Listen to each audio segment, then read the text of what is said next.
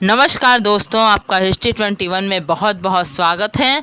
वर्तमान में हम दिल्ली सल्तनत का पतन व विघटन के विषय में चर्चा कर रहे हैं। पिछले वीडियो में हमने तुगलक वंश के महत्वपूर्ण शासक व अंतिम महत्वपूर्ण शासक फिरोज शाह तुगलक के विषय में चर्चा की थी। आज हम उसके मृत्यु के उपरांत जो दो कमज़ोर वो अयोग्य शासक हुए उसके विषय में चर्चा करते हैं।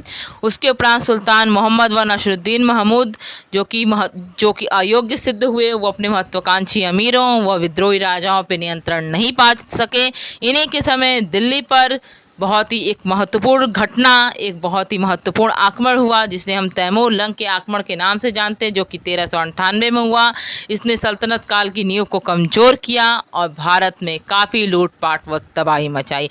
वो आक्रमणकारी की भांति आया, एक लुटेरे की भांति आया और यहाँ से बहुत सारा धन अर्जित किया। तैमूर ने दिल्ली में प्रवेश कर अत्यधिक तबाही मचाई। उसने बड़ी संख्या में लोगों की हत्या की, खून की नदियाँ बहाई।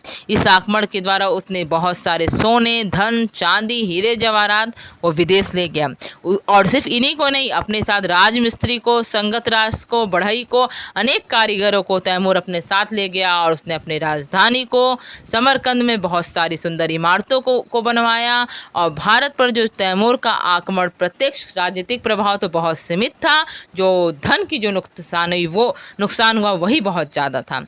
तैमूर के विद्रोह को दिल्ली के सुल्तानों के सशक्त शासन के दौर की समाप्ति का सूचक माना जाता है। यहाँ पे आक्रमण होता है और दिल्ली के जो सुल्तान का जो एक सशक्त शासन था वो समाप्त होता है।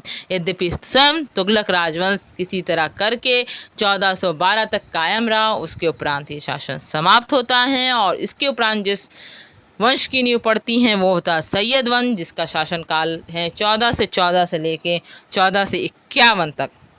इसमें जो महत्वपूर्ण शासक हैं वो खिज्र खां हैं, मुबारक शाह हैं, व मोहम्मद शाह हैं, और अंतिम शासक जो हैं वो अलाउद्दीन आलम शाह हैं। इन लोग का जो टाइम पीरियड है वो कुछ इस प्रकार है कि खिज्र खां 1414 से लेकर 1421 तक, मुबारक शाह 1421 से 1434 तक, मोहम्मद शाह 1434 से लेकर 1445 तक, अलाउद्दीन आलम शाह 1445 से लेकर 1451 तक। तो इसके जो महत्वपूर्ण जिसने इस वंश की नींव डाली वो थे खिज्र खां। तो सैयद वंश के जो संस्थापक हैं वो खिज्र खां थे। सल्तनत काल में शासन करने वाला ये एकमात्र जो था वो शिया वंश था। ये बहुत महत्वपूर्ण बात है कि ये एकमात्र जो था वो शिया वंश था। सब सुन्नी थे, ये शिया वंश था।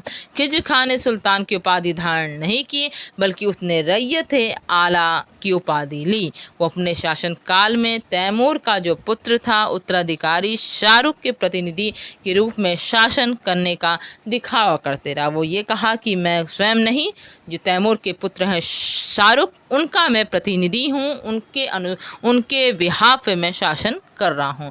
20 मई 1421 को खिज्र खां की मृत्यु हो जाती है और इसके उपरांत जो शासक बनेगा वो मुबारक शाह। तो आज का वीडियो यहीं पे समाप्त होता हुआ। अगर आपको वीडियो अच्छा लगे, उपयोगी लगे तो प्लीज़ लाइक कीजिए, शेयर कीजिए, सब्सक्राइब कीजिए और अंत तक वीडियो में बने रहने के लिए बहुत बहुत आपका धन्यवाद।